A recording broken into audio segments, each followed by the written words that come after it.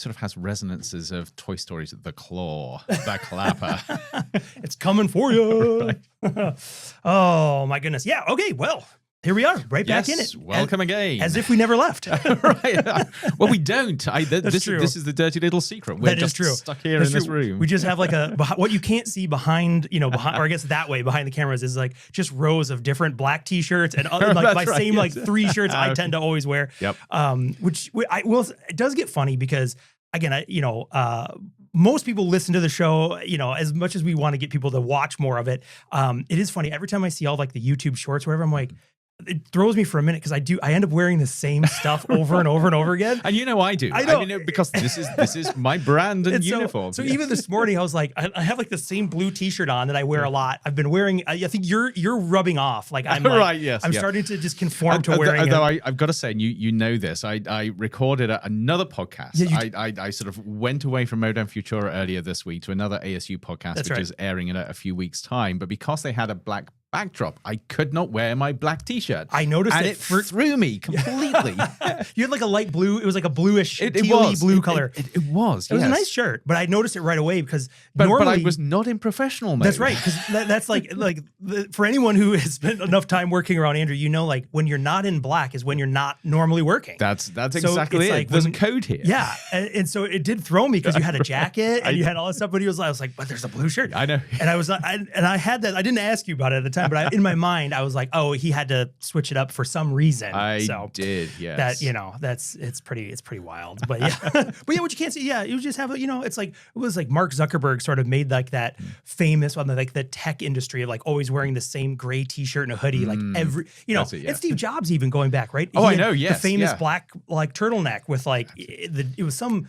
I forget the designer's name. You just have a whole wardrobe of 100 cashmere black turtlenecks, and you're just like it's like, okay, well, just take one out of the wrapper, right? Just put it on. You never have to think twice about it. Don't joke. You need to see my wardrobe. I know. Well, yeah. Well, and it's funny because I always enjoy like pops of color, so I always like try to have I've got like bright bright colors on my shoe. I was going to try to lift them up, but we don't want to have an accident in the studio, so I'll leave them there. But I can describe them. Yeah, the all right, pink flashes. Okay, yes. There we are. Yes. But it's like bright colors on my feet. So socks, I usually try if I have to wear dress shoes. My watch bands. There. Yes. My coffee mugs. It's funny how we have these sort of little rules and these identifiers, these brands. Isn't it funny? Yes. I mean, even the intentional choice of the colors of our XLR cables on our microphones. So I'm green. You're green. I'm pink. We have some other fun colors. There's purples and stuff like that to choose from. And, but yeah, it's always fun. Because it's like deep, profound stuff behind this podcast. Everything. There's intent and meaning behind everything. There we are. Yes. Oh, but so other thing I was going to tell you about, because I don't think we've talked about it on the show, but I saw Jamie Wetmore in the hallway yesterday. Who we've had on. And he's talking about autonomous vehicles. That's right. Yes. And he's got his great Substack, The Tech Skeptic Goes Electric. Yes. And I cornered him in the hallway and I was like, you have influenced me, my man. And of course, because you've got an electric. I am now living the EV lifestyle and I absolutely love it. It is so much fun. And I had a feeling I would like it just, because I've been watching that space forever.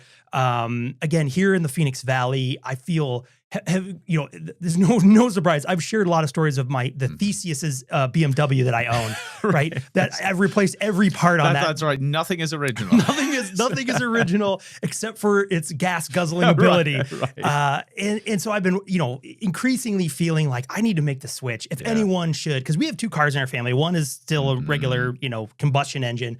But I was like, it seems so ridiculous that I drive this just gas guzzler all the time, whatever. So I've been eyeing this for a long time. So finally, right at the end of the year, like between Christmas and New Year's, struck while the iron was hot and there was like, good deals yet to be had. But I got myself an EV and it is so much fun. Oh my, like I was talking to Jamie in the hallway and I'm just smiling talking about it.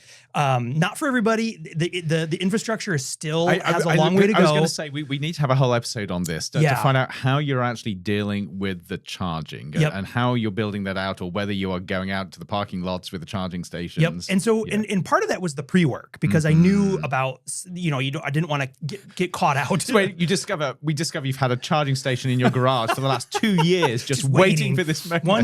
One day. But I am one of those people that I have like low or empty gas tank anxiety. Like I hate in the fuel car, when it gets to the quarter tank, I get itchy. And I'm like, no, I got to get some gas because I just don't like other people out there. They can run that thing till the light comes on and more power to you. But that's not thinking me. About anybody, but it's sort of when you have 5 miles left and there's 10 miles to go. Shall I risk it? It's just an estimate. It's like, you get that little readout. When it says zero, it doesn't really mean zero, does it? No, it's like, you got to factor in, are you going uphill, downhill, coasting, turn the air conditioner off? But I despise that. I've never run out of fuel ever, like on the road. Right. And I hope I hope I maintain that record. Yeah. But so with an EV, I was instantly already thinking like, but I had plotted this out. And so right now it's been working very well because level 2 home charger in the house, but also here at ASU in the parking garages. Okay. I don't know if all of them do, but most of the larger ones anyway have level 2 chargers. Right. So these aren't fast chargers, but they work if the spots are open, which is the one challenge. Yep.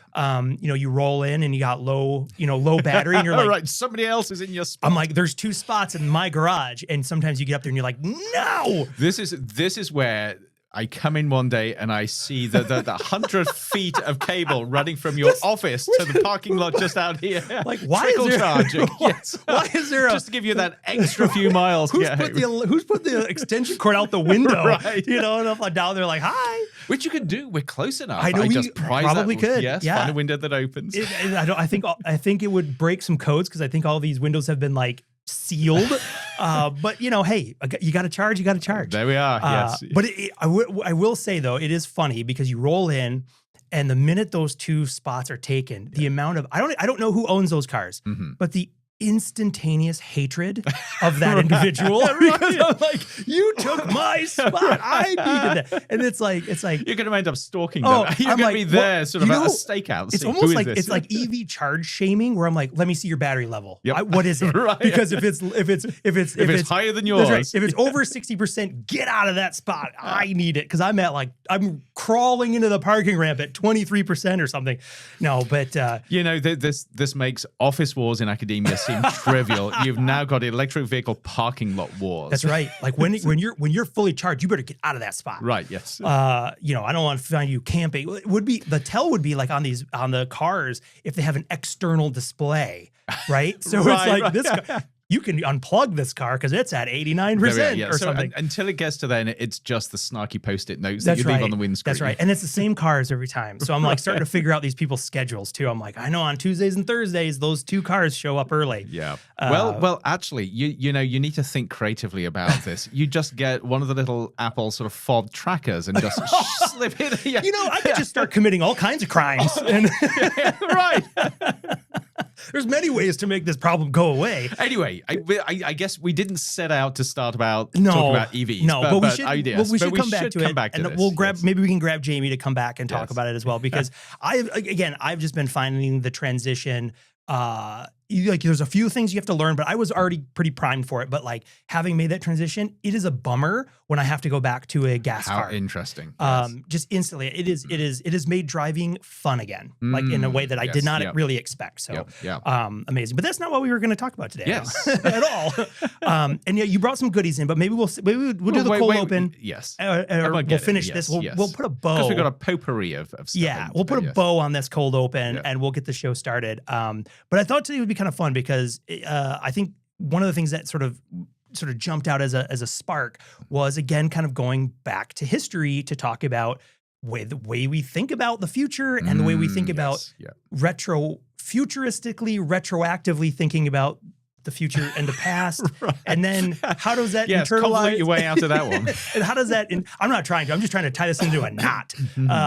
So anyway, we'll dig into some little Isaac Asimov for our sci-fi fans out there. And a whole bunch of other little things because I think it'll be a lot of fun. Yes. So we'll take a quick break and we'll jump right back in.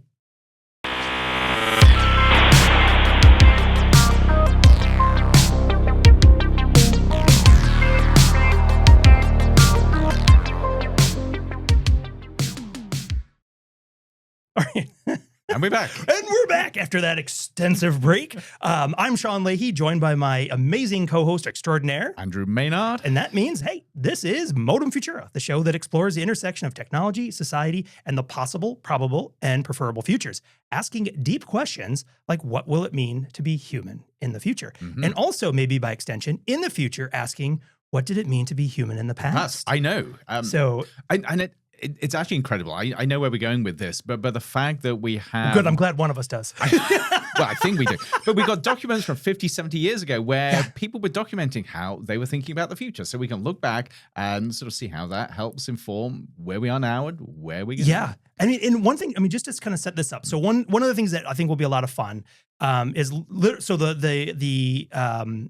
the piece that we're talking about is a short story by Isaac Asimov called The Fun They Had, originally written in 1951, appeared in a children's newspaper, and then was published again in 1954 in the issue of the magazine called the Magazine of Fantasy and Science Fiction, and then was also again just put in various compilations of his. Earth is Room Enough, 50 short stories or tales. So it's been around, but I had never seen this before. I mean, I've read quite a bit of Asimov, but if I had read this, I'd forgotten about it. And I had no knowledge of it, and so full credit. This came directly from my wife, Lauren, who was saying, "Oh yeah," and she's teaching like ELA in 5th grade, and was like, "Oh, we looked at being English language arts." Yes. And so they actually used this in their class to talk about it. And she was like, "Did you know about this? This is this would be right up your alley." And blah. And I sat there and I'm like, and I've got to say, just as an aside, I love the fact that they're using a piece that is older than about 3 years. Because I remember talking to students and I've suggested they read papers that are 10, 20 years old, and they look at me as if I'm from Mars. Like, are you crazy? Are we allowed to do that? We're not allowed to have books, man. Well, and I think part of that is also, so anyway, so when Lauren was telling me about the story, I was like, I don't, she's like, "Have you heard this?" I'm like, have I heard this? I'm like, no, it was completely new to me. But it was, and she was completely right, which, no surprise there. But I loved it the minute I read it because of all the parallels about the way that we're thinking about technology and how that changes our behaviors, especially as it applies to learning and education and things like that. But also what I really enjoyed about it as well, because again, this piece was written in, very early 1950s. So, but it takes place in 2155. 2150. Well, actually, I don't know. It says 2155 is because it starts off May 17th, 2150. Oh, no. 57? Yes. 2157? 55. It has in front of me, yes. But anyway, it's about 200 years ahead of where Asimov was writing. Yeah. And so what struck me about this also that I think is really interesting is when we think about the future, often there is this sort of practice about this dual sort of lens or this loop, if you will. So it's like thinking about the future, whatever you pick. An easy one we use oftentimes is 30 years because it's the length of a career and stuff like that. And it's conceptually very easy for most people to wrap their mind around. But even if you throw 100 years out there, it's like thinking about 100 years in the future and then simultaneously looking backwards 100 years to see how far you've come. So you can kind of anchor maybe a human expectation about development or something, like how wild. So if you think about like where we were, 100 years ago to today, and then think about extrapolating that out in the advancements in technology and the jumps, what would another 100 years look like? You start to get a feel for how wild or how speculative your projections might be, right? Again, keeping in mind that we've only had things like the iPhone and smart devices for, but of course, that is what's so interesting about this, and you'll see when we get into it, that some of the ideas here that were utterly fantastical back in sort of 70 years ago actually feel fairly mundane these days. Yeah, absolutely. And it's interesting. And I'm trying to think, as I'm talking about this, I'm trying to figure out the best way to kind of dig into this piece. Cause I'll put a link in the show notes, of course, so people can go read it. It's very short. I mean, I don't know. I didn't do a word count, but it's what, 3 pages, double space basically. So it's not very long, a very quick read. But I think what was really sort of interesting around this is, again, written in 1951, projecting the year 2150 something. that we're closer to his imagined future now, obviously. That's right. Yes. And also looking at it and we're like, this is already, in many ways, this is exactly what we have today. Yep. It is. So, 100 years earlier. So we should start with the conceit. And let me just read that first couple sentences. Oh, please. Yeah, you do. So it starts off. Margie even wrote about it that night in her diary. On the page headed May the 17th, 2155, so 2155, she wrote, "Today, Tommy found a real book." It was a very old book. Margie's grandfather once said that when he was a little boy, his grandfather told him that there was a time when all stories were printed on paper. And there it goes into this utter novelty of them finding a book, something that just blew their minds. A relic, right? Relic, yes. This historic relic. And like right from the back, I mean, even again, think about putting yourself in this mind space of 1950s, Yes. right? There was no personal computer. Mhm. There was nothing commercially viable that was a digital anything at that point. Yep. Radio and TV were in this interlock of that was the predominantly advanced consumer electronics. I mean, even TV, it was Yeah, predominantly radio there. yeah. I mean, slightly more TV in the US than there was elsewhere, but still, really it was black radio. and white, Yes. Yep. very limited. Mhm. 3. I mean, I don't know when we had all 3, but 2 to 3 channels. That was it. Right. So very early on. But at that time, to create a story that was like the things that we have today were seen as the old historical relic. To me, is just so much fun to just dig into because if we do that today, like what would it be? Yeah. Again, 200 years from now, when someone's like, "You fools were using these things," like, I've never seen one of those things turn on. Yeah. But then it goes on. So you got this idea of the book as an artifact, and of course these days, I mean, it's surprising how many people never pick up or seriously read a paper book. Yeah. Because it's either on your screen, on your phone, on your tablet, on your computer, on your Kindle, or wherever. Yeah. And I remember when Tara was here talking about when she's teaching computer science and stuff to kindergartners, that they were more comfortable, like literally not knowing how to turn pages in books as to the same fluency as like using the iPad. That's right. So to them, it would be a novelty. But then you have the tutor and the whole educational system here, which is effectively an AI educational system. Completely. And this whole story revolves around, and it's called The Fun They Had, is this retrospective with this young girl thinking how much fun it must have been in the old days of education when you were learning with other people, you had books, you didn't have this awful AI system, this personal tutor that dominated your life. Stupid robot. Yes. Yeah, no, it's incredible. And that's one of the things I loved about the story too, is that Asimov, when he goes in, it doesn't stay like, well, the future of education looks like this. It was just this vignette to which you then unpack and understand that in this world, the educational model is not what we would think of as a traditional classroom model. It is this sort of like pod-based, kind of almost like homeschooled. Very much, yes. You just go into the room in the house with it was a robot because they had no conception of what it would be other than a robot. But you have your personal tutor that makes sure everything is personalized to you. Yep. And then you had this and so each child had their own, the robot, their learning tutor or whatever. Yep. And I love the way that described like how you would submit your work was like basically there was like a slot, like a mail slot. Put it in the slot. I just think like in my mind, it's just like a paper shredder, it's just going in. But also this idea of like this cartridge or that would scan your work because again, there was no computers. Right. You weren't typing these things. You were still doing them. I guess in this vignette, you were doing it by hand, and then giving it to this computer that would analyze it, and then do the corrections or tell you what you got wrong or whatever.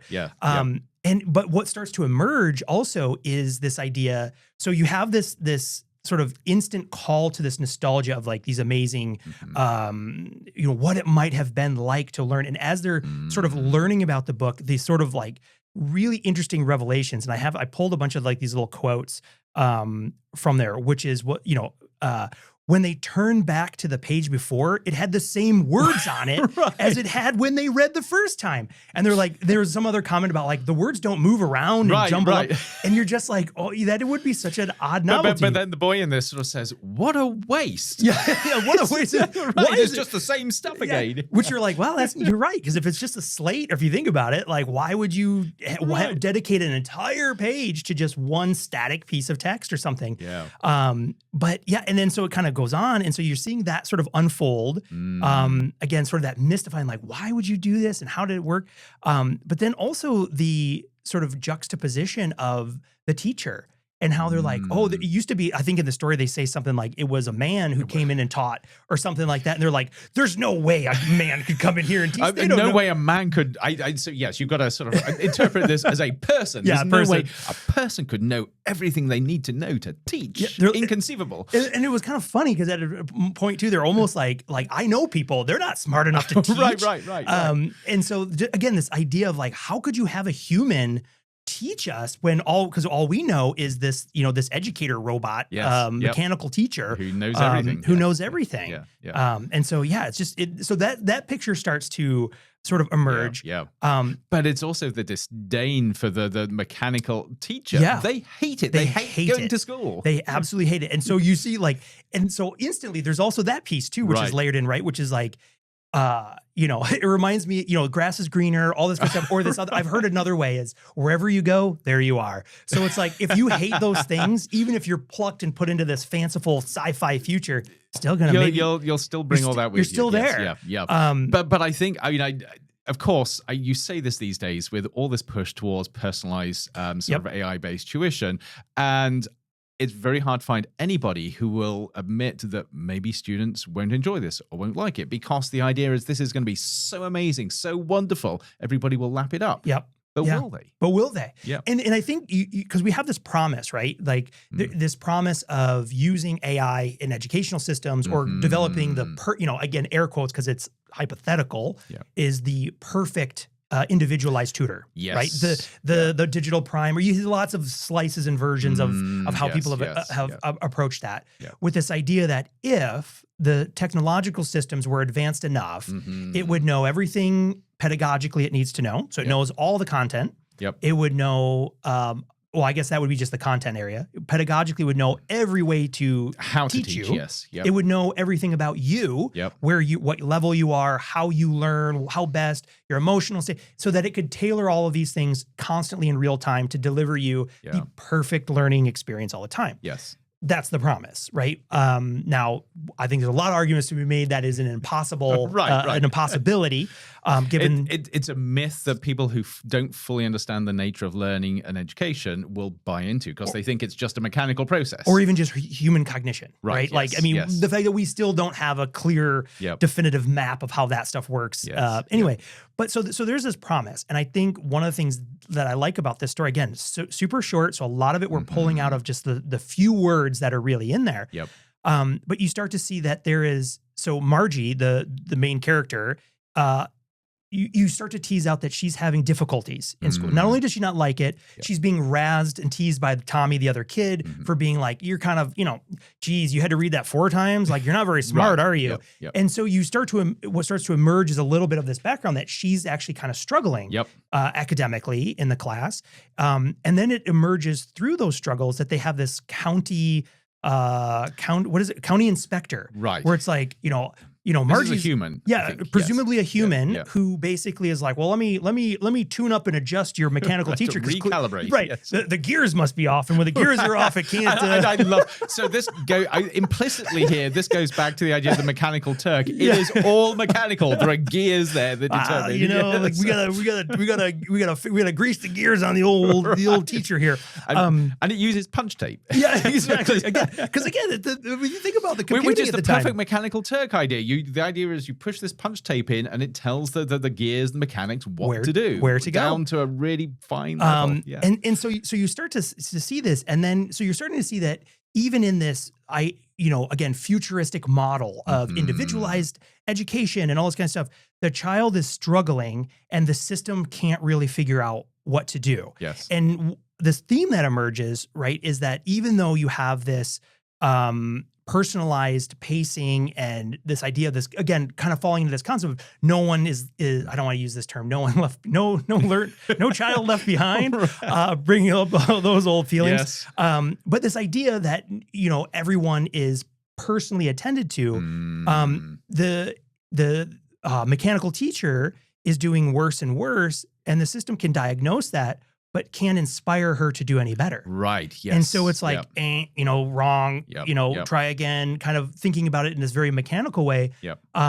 But what it's not in again, we have to fill in the gaps here of how we would imagine it if there are, in modern terms, we would say, well, of course, well, then that would trigger all the interventions of, proven ability. But I'm like, but interventions don't inspire either. Right. Yes. And so what's really lacking here is, again, is that human, human part, that human ability to cross that boundary between information and knowledge transfer and teaching and learning in a very mechanical way and get at the art of the science, which is that inspiration, that human connection. And I thought that was really telling. Yes. And that I think ultimately in that story that if you were to, for me, it's like, that's the theme out of this whole thing, is that what the students were craving was the human connection. And not only sort of human teacher, but human other kids as well. They wanted the classroom. Yes. And it, again, you read, you have to fill in a lot of the gaps from the narrative. But what the picture is painted is that you have like two kids that are, essentially like neighbors who are, going to school together, but they're not with 20 or, 10 other classmates. They're sort of individually going through this. And that's part of that sort of idea of loss that in their high tech modern learning era, they're like, where's the laughter, the play, see that's right, which resonates so much with conversations we're seeing at the moment. And also what is interesting with this is typical Asimov. It's a thought piece. It's designed to get you thinking. It's not supposed to tell you how to think or what to think, but just to stimulate those processes. So of course there's a lot here that's speculative, a lot that he probably gets wrong, but the fact that he's raising questions about the nature of education and learning, the nature of human interactions, the nature of relationships, and the nature of how we impose technology on learning without actually thinking about what's being lost. No, absolutely. And I think that's, again, it kind of gets back to this, this idea of, in an educational system, this idea of being careful, like as we move forward with the technology in let's say the left hand, with the right hand is using all of those tools that we talk about endlessly, care, intent,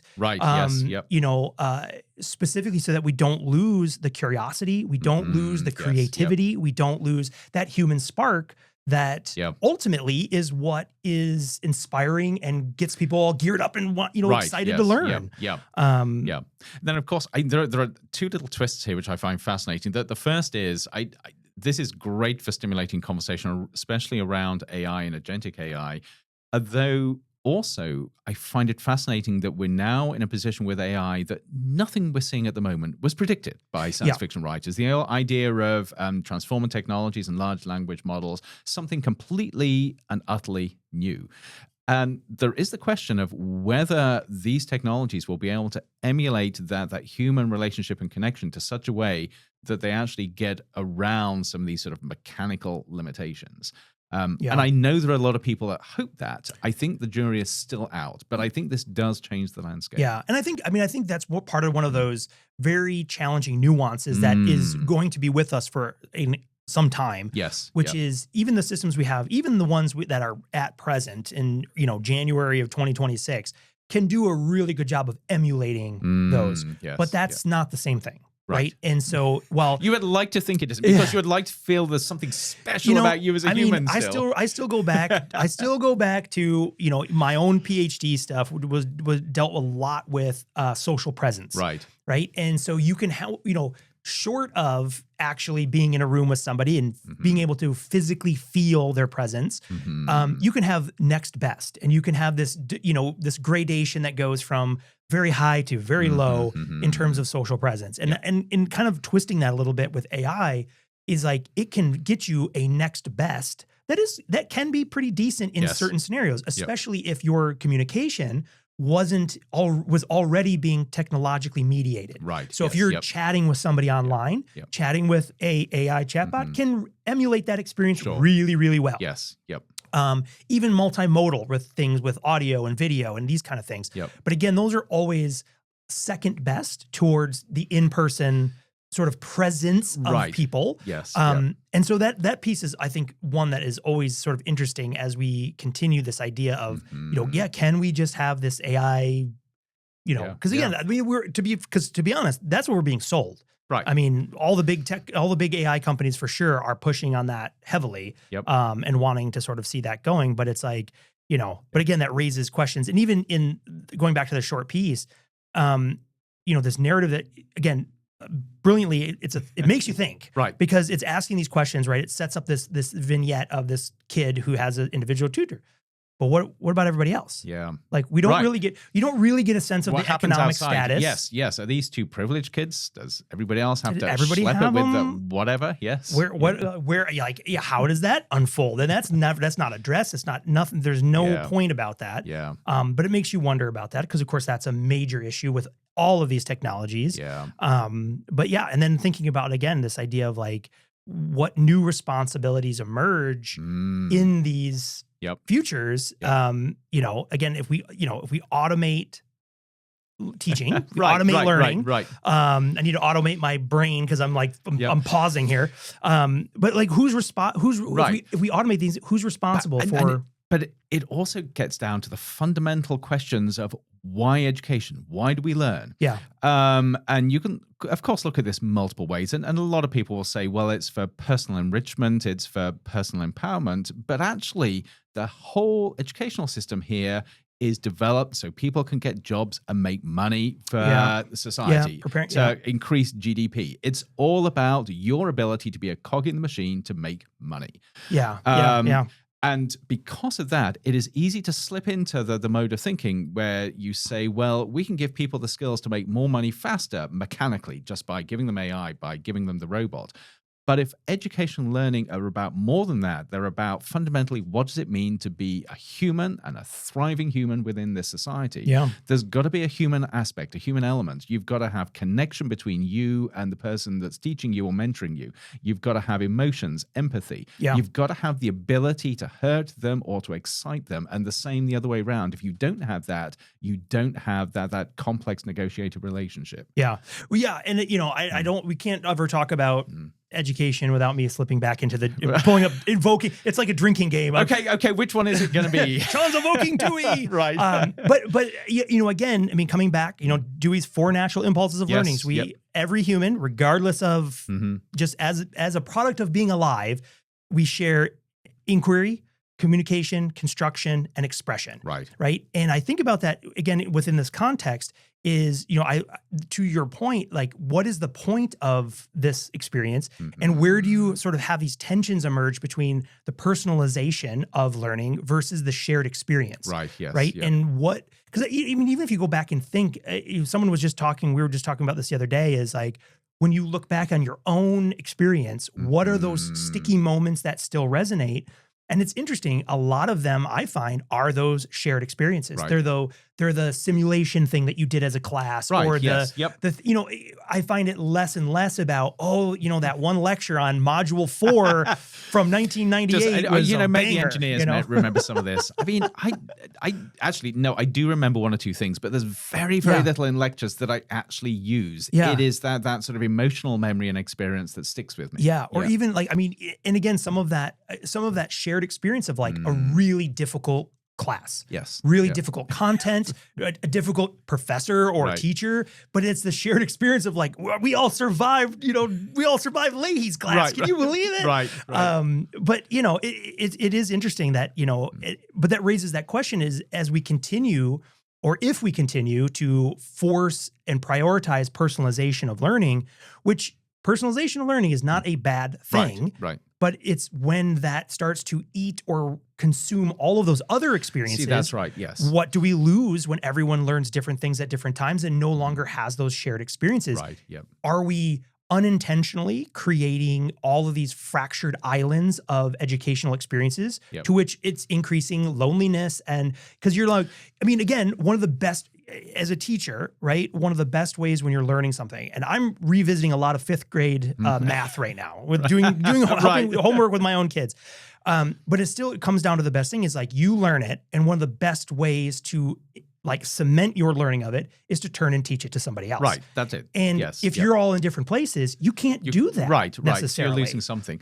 However, and I'm gonna push back a little bit here, speculatively. Yeah. So in sort of learning and sort of studies of learning and pedagogy, we have taken so much from the reforms that people like John Dewey sort of came up with, 100 years Yeah, or so ago. 100 years ago. Transformative. But the question is, who is going to be the next John Dewey? Who is going to be the John Dewey of the 21st century? Because I think it's a conceit to assume that he got it all right and nothing is ever going to change. We're living in a different world. And yet I haven't seen any evidence that somebody is profoundly transforming how we think about teaching and learning yet. Yeah. It's all incremental. Yeah. Well, I would say, I mean, and for the people that weren't watching the camera, you could see Sean puffing himself up, thinking, maybe Leahy will be the next. Maybe it'll be me. Oh, I got to get ready for the camera. There we are. Yes. No, well, I would also say, and again, you can send I would love to hear from people if they have strong opinions in the opposite of this. But I would say also, too, I think a massive failing since John Dewey's Four Natural Impulses, I actually think the educational system in general often ignores a lot of those pieces. I would go further and say certainly at an R1 university in higher education, the vast majority of people who teach do not even know who John Dewey is. I think it is to my horror, that is often the thing where you start talking about like teaching. And I'm like, because, and again, you'll find it, even if they don't know it, right? When you look for really compelling examples of great educational or pedagogical experiences, what have you, you can see how it's leaning into those things naturally. Yes. Right. Yep. Which is a testament to what he came up with. That's right. Yep. And it is one of those pieces where, again, from the sort of educational psychology side of things, is if you start from that framework and think about what it would, regardless of what the course or the subject matter is how do you tickle those impulses that are naturally imbued in all humans to help facilitate that sort of intrinsic motivation to learn. Otherwise, it's you result to that horrible, like sort of illustrative model of like lift the top of the head open, pour some content down, and close it. Ram it down. Sometimes. Get a plunger, and be like, there you go, kid. Brush your hands, say job done. Yeah, exactly. Now you've learned. Congratulations. Right. And meanwhile, they're like, yeah, but in communication, it's called the deficit model. The assumption that if you just fill somebody up with knowledge, everything will be fine. That's right. Yeah. Just drink from this fire hose and tell me what it tastes like. Right. Boom. It's pretty wild. And so I think there's incredible opportunity. And this is one of those places where I'm like, where I get excited about the use of AI in education, specifically, for example, is using AI, again, to think about those impulses and how can you, whether it be content or lessons or experiences, allowing those tools to really help sort of bring out those impulses in the experience. Yes. Because, And so, I mean, I'll get off my soapbox, but I could talk, as you know, as soon as we start talking education, it's like, it's a drinking game. I'm going to mention it at some point. I know. So just to flip a little bit, because I said there are a couple of things that really stood out to me. And the other one is less about education and more about technology. And it's the fact that you've got this story written 200 years after Asimov actually wrote it, sort of projecting to the future. The fact is, a book with content, with data in it, still existed. And it goes back to this idea that there is some degree of permanence with the written word on paper that you simply don't get with digital technologies. And I don't think that was intended here, but actually this 200-year span with the book still being there, still having influence and impact, I think is important. Yeah, I think it, and I think even in our short time span, let me just take the last 30 years, right? So the rise of electronic reading, screen-based, like you had mentioned before, screen-based, device-based, whatever. And even with that, everyone going, I get all my books on here, whatever. But even from the very beginning, how many people defer to the paper? Or choose like, I read on my screen for efficiency, but I prefer still got the copy. Yes, I prefer the hard for the feel, the look and feel.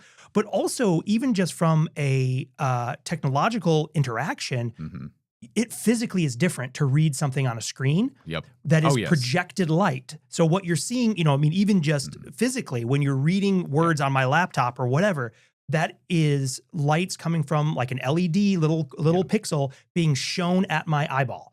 versus words on a page is reflected the light. Kindle, of course, is slightly different. If it has if it doesn't sort of have the backlight, e-ink or whatever, that does help. But and that's better for your eyes, but it is different. It's a different experience. I mean, even down to, and I haven't got a book in front of me.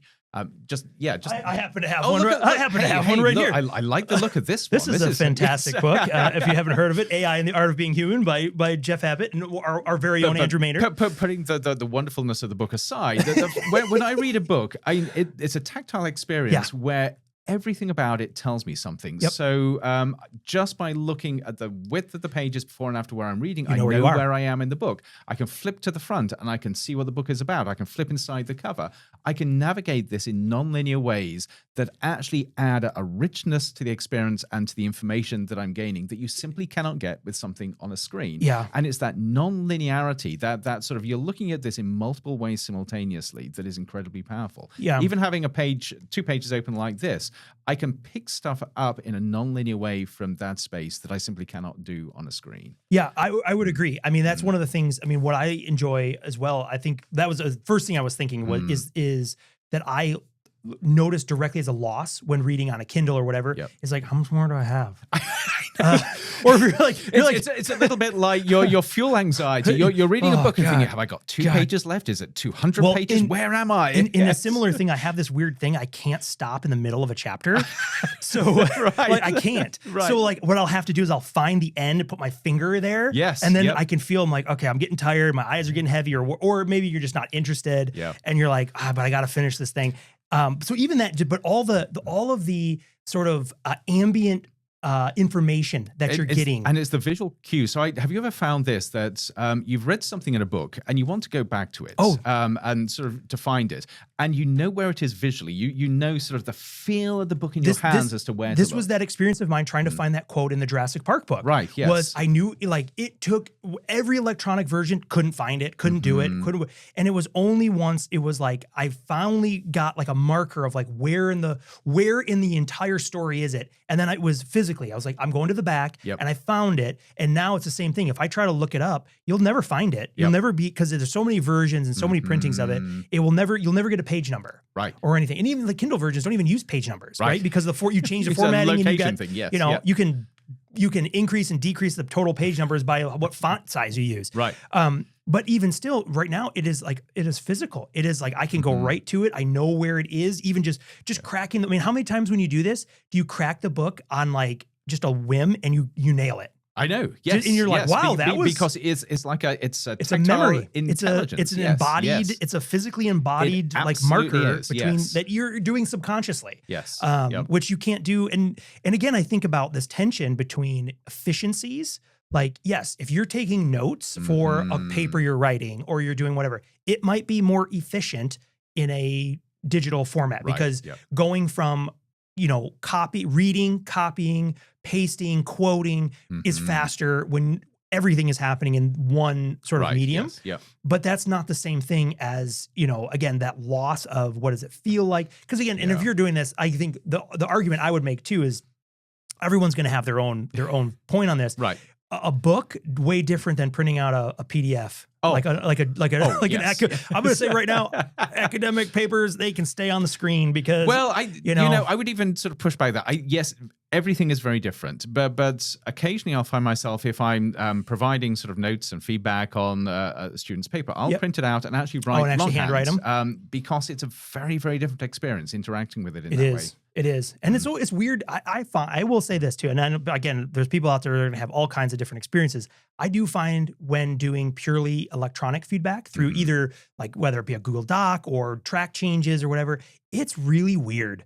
It's just awkward because like I'll end up writing to them. And I think about that. I often have this thought while doing that I'm like, if I was writing with a classic red pen or something on this paper, green pen, I wouldn't be writing blue. I like blue actually. I wouldn't be writing the same stuff.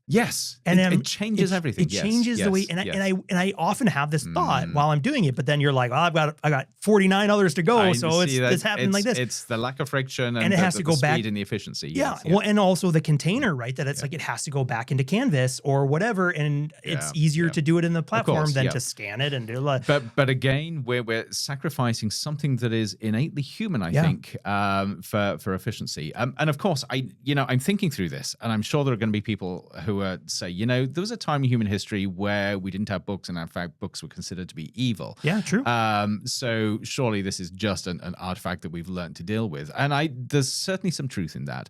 But the reality is that the hundreds of years we've had books, there is something that connects to what it means to be human, with actually being able to hold something in your hand and read words on a page, which magically transform into images in your head.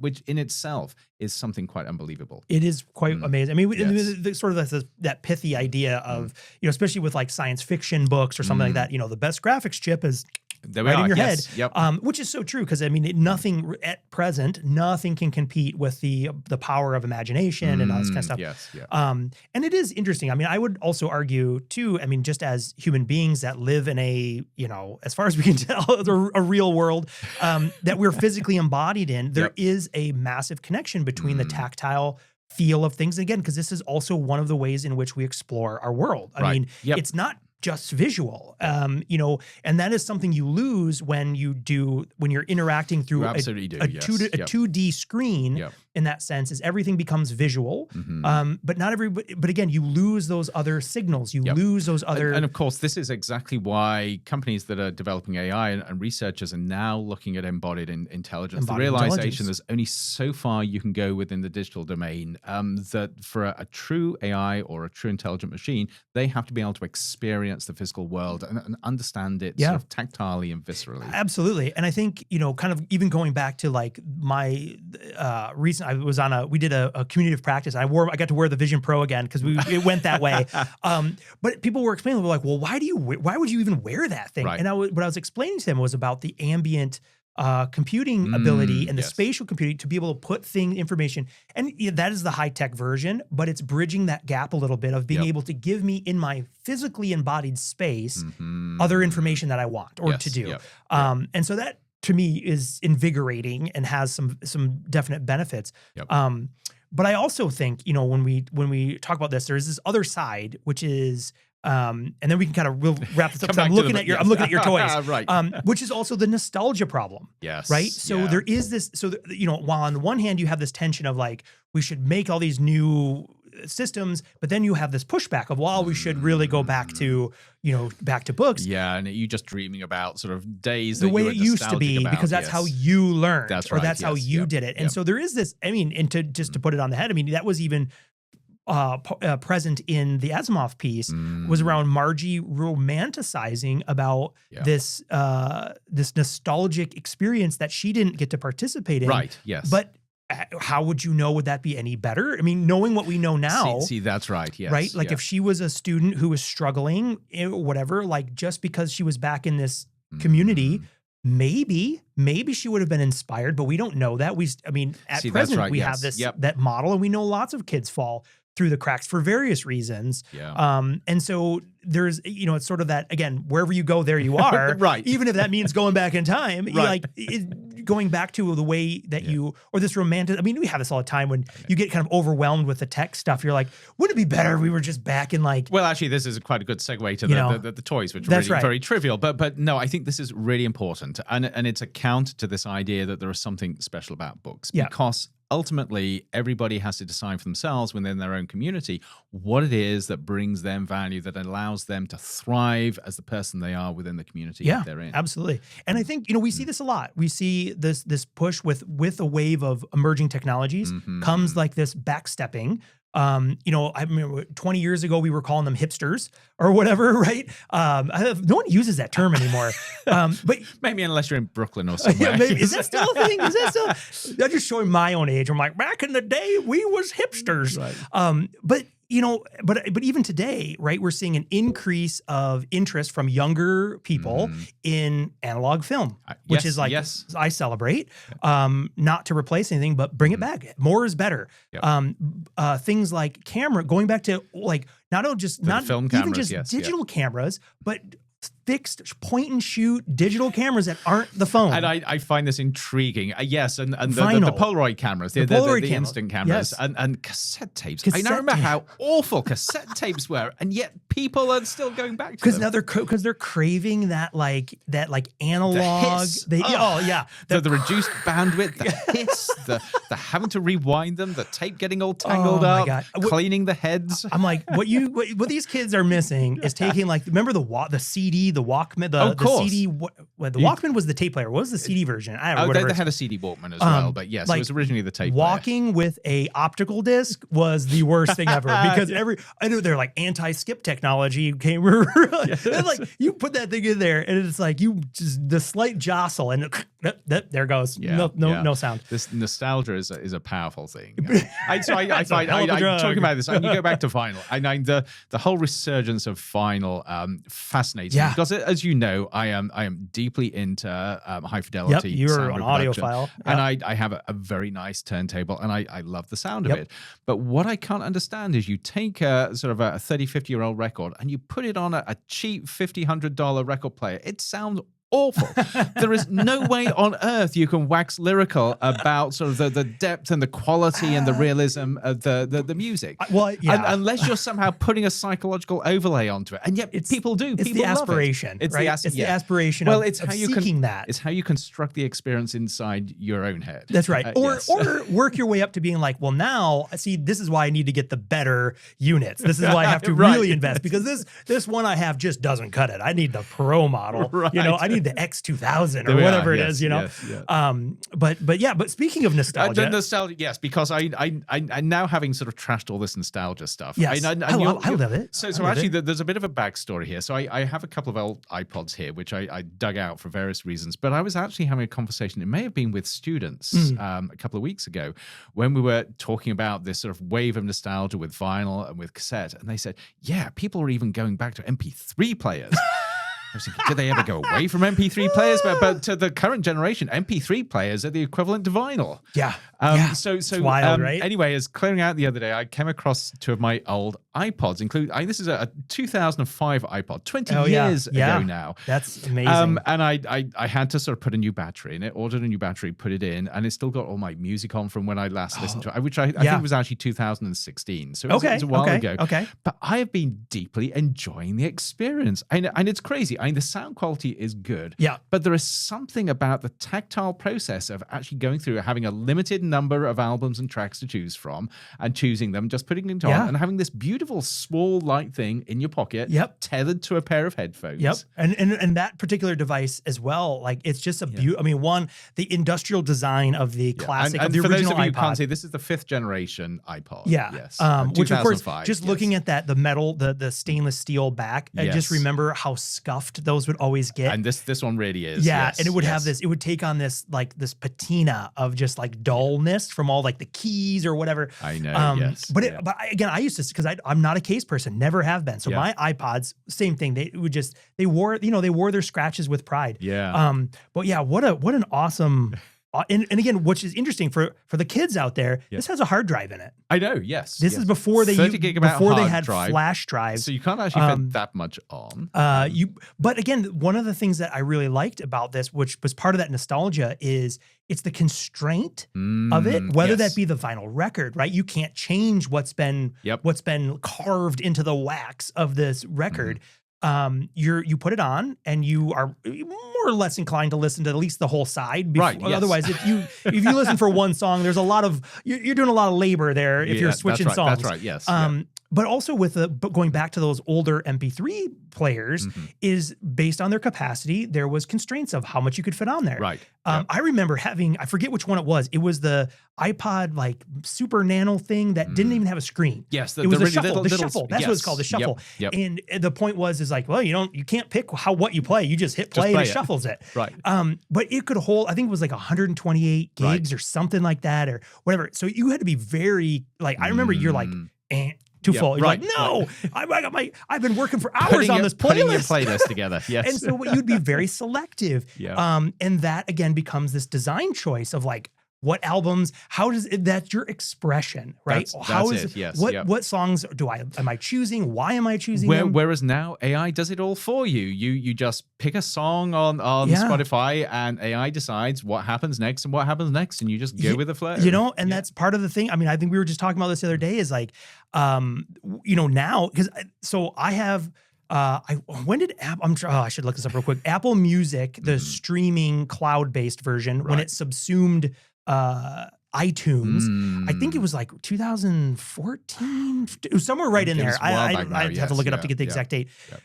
But when it happened, I remember I was, you know, because I had a massive music library, digital music library, that was all earned the hard way. This is album by album, song by song, whatever. And it was interesting, and I made note to archive these in a special way, knowing that from that day forward, when I flipped on the Apple Music subscription, you get you have literally the world's music catalog at your fingertips. But that also means the library that was yours is kind of gone. Right. Like in the sense that like there's no curated version anymore. Right. And that's an interesting thing because again, this is a complaint I just had. We were on a road trip last weekend and I'm like, I have every song and album available to me and I can't figure out what in the world to listen to. That's right. Too much choice. Too much. Yes. Yeah. You need those constraints. You need those constraints. A bit of friction. You need, exactly. And so you know, that nostalgia then was like, I remember when I just had like a CD you put in and you're like, well, or listen, at best you could hold a couple or whatever. And you're like, well, you know, we are sounding so old here. All these 20-year-olds good old thinking, days. What are you talking about?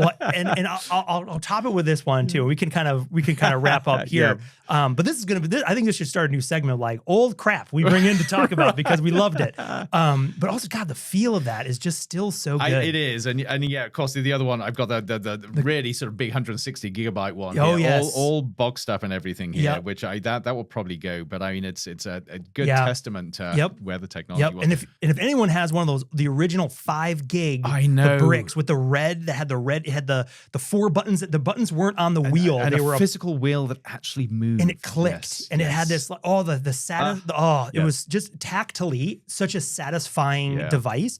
But if anyone has on that, I would tell you right now, hold on to that bad boy. It's going to be worthwhile. Or better what, send it to me. There we are. For you. So before we wrap up, one other thing I would say about this, which ties into the longevity of some technologies and not others. I am deeply impressed with this 2005 MP3 player.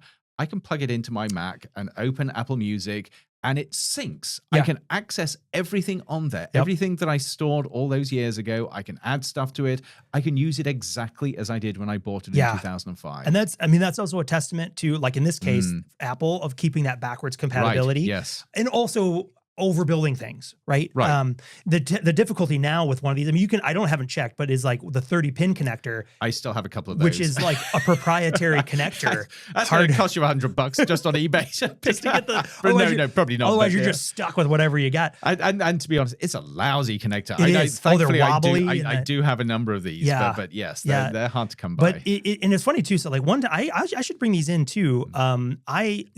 Again, I don't get rid of my tech. I keep it as like, I mean, if you see my office, I've got old computers in there. But even personally, I've never once intentionally gotten rid of a cell phone, an iPhone. I have them all. Right. And so going back to the original one, and I bet it's one of those endearing qualities that made your wife fall in love with you. The idea that you hoard electronics in your box. I bet you're going to tell me you now have a box of cables somewhere. Oh, I have a house. I have a box of cables with a house inside. It's what a selling point that is. Like, he's a real catch. He comes with a load of junk, literal tech junk. He's telling you, I have exactly the same. Yeah. Well, but it's true though. I mean, so I have all these things. Same with like video game consoles. I mean, you name it. They're all laptop. I have them all. But it's because it is fun to go back. But what's amazing is even like the original iPhone, which was 2007, same thing. Boots right up. You can go right into it, and it is a trip sometimes to just load that thing up and be like, "That's what it looked like." Right. Yes. Like what a again. Even that you're like, "What a fool! This is like a caveman's object," you know? Yeah. But yeah, no, wild stuff. So yeah, that's gonna be a new thing. We're bringing old crap we want to talk about. There we are. Yes. Oh, yeah, Okay, fantastic. how are we going to learn this? Well, I said, just like you might with an old piece of tech, we'll just pull the plug. There we Back when that worked, you know. So until we get the replacement battery in for next week's episode. That's right. No, I mean, we covered a lot today. We covered everything from the future of education and personalized robots to the nostalgia. But also, I mean, again, I think this is just one of these kind of areas that we can continue. We do. And I think is important for people who are listening and watching to also take these conversations. Again, like think about it in your context. Like what would it mean? You know, how do you find yourself with sitting with these same questions? And as we ask at the top of the show, like, what does it mean to be human in one of these futures? And so if you think about, because again, lots of people will give you these images or narratives of the future of like, oh, you learn in a pod and you're surrounded by just your information.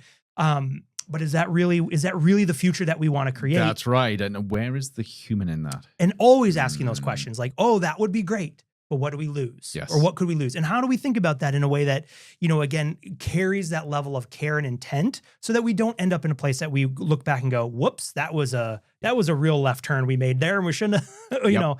But yeah, so I think there's no place better to pull the plug than right now. Okay. But yeah, and I would a plug, since we're talking about plugs, I would give to our audience is just to help us plug the show. You know, we love our returning audiences and getting our new audience with us.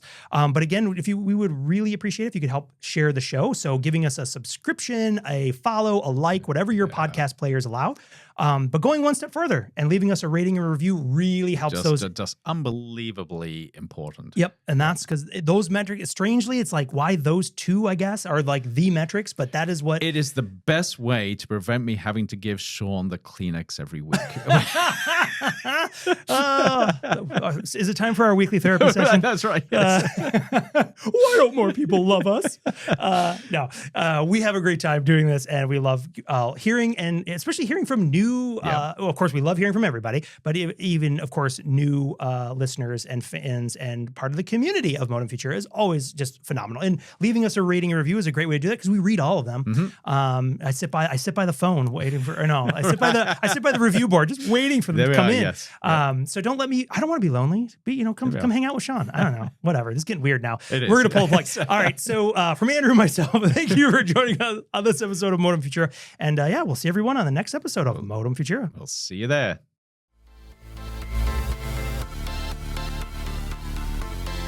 End transmission.